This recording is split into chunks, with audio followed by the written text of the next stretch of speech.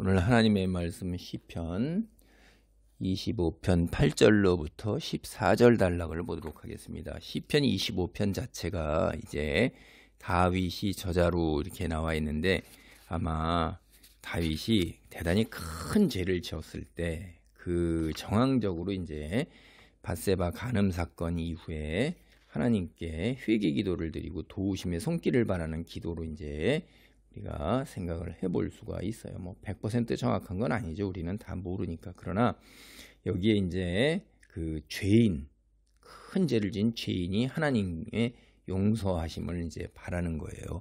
그래서 계속해서 첫 번째 단락 1절에서 7절에 하나님의 용서를 바라는 그 찬양, 간구, 그걸 이어가고 있습니다. 8절에서 10절까지 한번 보겠습니다. 여호와는 선하시고 정직하시니 그러므로 그의 도로 죄인들을 교훈하시리로다. 온유한 자를 정의로 지도하시며 온유한 자에게 그의 도를 가르치시리로다. 여호와의 모든 길은 그의 언약과 증거를 지키는 자에게 인자와 진리로다. 여기서 이제 인자라는 거, 그거는 헤세드예요. 헤세드. 여기 인자라고 번역을 했잖아요. 헤세드가 뭐냐 하는 거 한번 보세요. 제가 자꾸 말씀드리지만 헤세드의 본질의 상당 부분이 언약적 충성이에요. 언약적 신실함이에요. 그 언약 맺은 거에 대해서 100% 어떤 경우도 예외 없이 상황에 따라 다르지 아니하게 그대로 지켜나가는 거란 말이에요. 예, 우리가 하나님은 선하시고 정직하다는 것을 8절에서 강조하고 있어요. 하나님이 선하시다 하는 거는 우리가 하나님은 선하시니까 내 죄를 용서해 주실 거야, 이렇게 하죠. 근데 하나님은 정직하시니, 그러면 누구의 죄는 용서하고 누구의 죄는 용서하지 않으세요? 그러니까 세상 사람들의 죄는 용서하지 않으면서 심판을 하시고, 하나님의 자녀들의 죄는 아이고 우리 자녀니까 라고 용서하시냔 말이에요. 그냥 무조건. 그러지 않다는 거잖아요. 정직이라는 거는 하나님 죄에 대한 대가를 치러야 된다. 똑같은 다 심판을 받는다는 거죠, 정직은.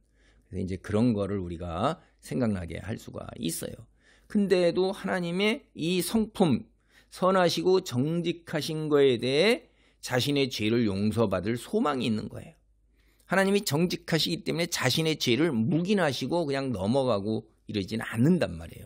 그렇지만은 하나님은 선하시기 때문에 반드시 자기의 죄를 용서해 주실 수 있다. 이런 우리가 확신을 갖고 있는 거예요. 그래서 하나님이 선하시고 정직하시기 때문에 우리를 교훈하시고 지도하시고 가르치신다 이 말이에요. 하나님은 죄인이 돌이켜서 가야 할 주님의 길을 알려주시는 분이세요.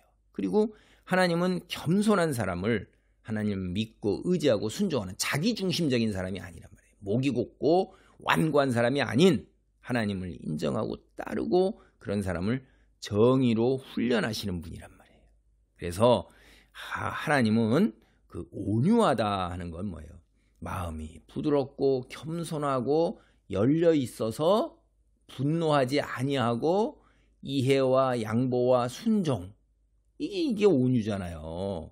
그게 그런 사람에게 하나님을 믿고 의지하는 사람이에요. 온유는. 그래서 자기중심적인 사람은 자기가 신의 위치에 올라서서 자기 생각을 고집하고 자기 거를 독단적으로 밀어붙이고 다른 사람의 말은 귀도 기울이지 아니하잖아요. 자기 지식 범위 안에서 자기가 신이에요. 최고 옳은 거예요. 하나님이 어디 계시냐? 말도 안 되는 거지. 돈이 최고예요.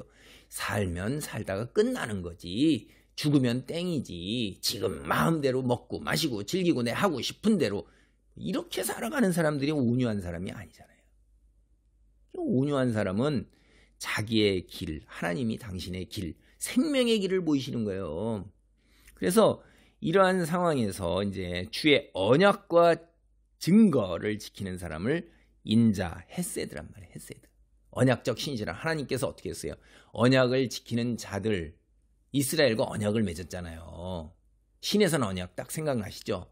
신에선 언약, 너희는 이 10가지 하나님의 말씀을 기준으로 하여 살라. 우리가 하나님만 믿고 의지하고 섬기겠나이다. 그래갖고 언약식을 딱 맺는 그 언약에 하나님은 1.1획도 틀림이 없으세요. 그래서 그 헤세드, 인자와 진리로 인도하신단 말이에요. 그렇게 요약을 하고 있습니다. 10절에 인자와 진리로. 이게 무슨 얘기예요? 누구에게나 다 하나님께서 이렇게 죄를 용서하시면서 하나님의 선하심과 정직하심이 다 적용이 된다고요? 이거 세상 사람을 향해서 하는 얘기가 아니에요. 이게 이스라엘이 하나님과 시내산에서 맺은 언약, 그 언약에 기초해서 그 증거라는 건 뭐냐면 시내산에서 이스라엘과 하나님이 맺은 언약이 문서화된 조항, 문서화된 말씀이 증거의 율법이란 말이에요. 그러니까 하나님을 믿는, 하나님과 언약 관계에 있는 사람에게 대한 얘기예요. 우리 그리스도인 마찬가지예요. 그 옛 언약이라고 그러는데 시내산 언약이 이스라엘이 지금까지도 그걸 지키고 있는데 예수님이 오신 이후에 우리는 뭐예요? 새 언약이잖아요. 예수 그리스도의 복음을 믿고 하나님의 백성으로, 하나님의 자녀로, 예수님의 제자로 빛과 소금의 역할을 감당하며 사는 그런 삶, 그걸 우리가 언약 맺은 거란 말이에요. 그런 사람들에게 하나님은 인자와 진리로 보살피는데, 인자라는 건 제가 다시 헤세드라고 여기에서 번역을 인자라고 이제 하는데, 언약적 충성, 신실함, 경우 없이 늘 그 언약에 누구에게나 다 믿는 사람에게 똑같이 가는 거예요. 상황에 따라서 다윗이라 할지라도 변화되는 게 아니에요. 그 다음에 철저하게 보살피는 거예요. 그러니까 언약에서 명시한 사항을 철저하게 지킨다 이거예요. 하나님께서. 그러니까 우리도 철저하게 지켜야 되죠. 지키지 못했을 때 이렇게 이제 우리가 회개 기도를 하는데, 진리라는 건 여기로는 꾸준하고 변함없이 일관되게 성실하게 나가는 것. 그게 인자 여기서 얘기하는 진리예요. 예외가 없는 거예요. 그러니까 하나님이 자기 백성에 대한 그 언약적 충성이라는 것은 가다가 끊어지는 게 아니에요. 한순간도 변함이 없이 하나님이 계단이 성실하게 꾸준하게 끝까지 영원히 계속될 것을 이야기하는 게 진리입니다. 주의 백성은 하나님의 성실하신 보호와 인도가 항상 그들과 함께 있다. 이런 얘기입니다. 그래서 하나님이 그런 분이기 때문에 찬양하고 그 다음에 자기의 죄를 고백한 걸 바탕으로 해서 회개하여니 죄를 용서해달라고 간구하는 거예요. 11절 보면 여호와여 나의 죄악이 크오니 주의 이름으로 말미암아 사하소서. 여호와를 경외하는 자 누구냐? 그가 택할 길을 그에게 가르치시리로다.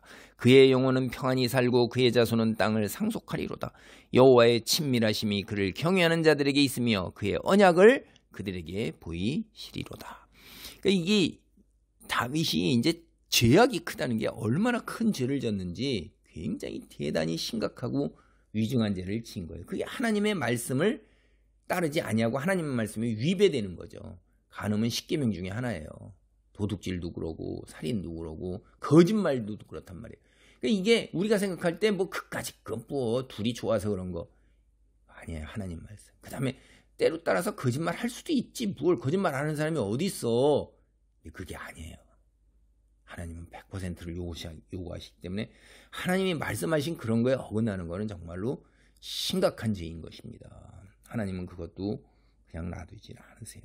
그래서 이제 이게 죄를 용서받아요. 용서받았을 때 뒤에 하는 얘기가 우리가 주의 이름으로 사소서 하고 12, 13, 14절이 죄의 용서를 받은 사람, 그 사람은 이제 주님에 대한 두려움이 더 그냥 콱 도장처럼 박히고 지속적으로 주님의 말씀으로 영적인 양육을 받는 거예요. 죄사함을 받고 죄의 대가를 치르게 되니까 그렇게 된다 이거예요. 결과적으로. 그래서 축복을 받는데 용서를 받아서 이제 영혼이 평안해지고 단잠을 자게 되는 거예요. 그 얼마나 불안하고 두렵습니까? 두 번째, 하나님의 심판으로 이 세상에서 단명할 일이 없어요. 오래 살면서 자손도 보고 그 자손도 땅을 상속받고 누리면서 산다 이 말이에요. 세 번째, 하나님의 양육을 받는 사람은 하나님과 친밀함을 누려요. 주님이 옆에 동행하시면서 자꾸 만나서 가르치시고 자주 만나니까 친밀한 관계가 되잖아요. 네 번째, 하나님이 언약을 통해서 그들에게 경건하고 거룩하게 사는 길을 보이신다 이 말이에요. 이게 얼마나 축복입니까? 사실 이거 잘 보면 하나님의 영적인 양육은 시내산 언약과 시내산에서 하나님께서 문서로 주신 그 율법의 말씀을 벗어나지 않은 거예요. 그래서 이스라엘이 경건하고 의롭게 살 수 있었던 것은 하나님의 율법을 알고 그 안에 머무를 때 그게 가능했던 거예요. 우리는 지금 누굽니까? 그리스도인. 기도하겠습니다. 할렐루야. 하나님 감사합니다. 우리가 하나님의 백성으로 우리의 신분을 깨닫고 하나님 말씀 믿고 의지하고 순종하는 가운데 주의 백성으로서 빛의 자녀로서 소명을 감당하기를 간절히 소원하오니 주여 축복하시고 이루어 주옵소서.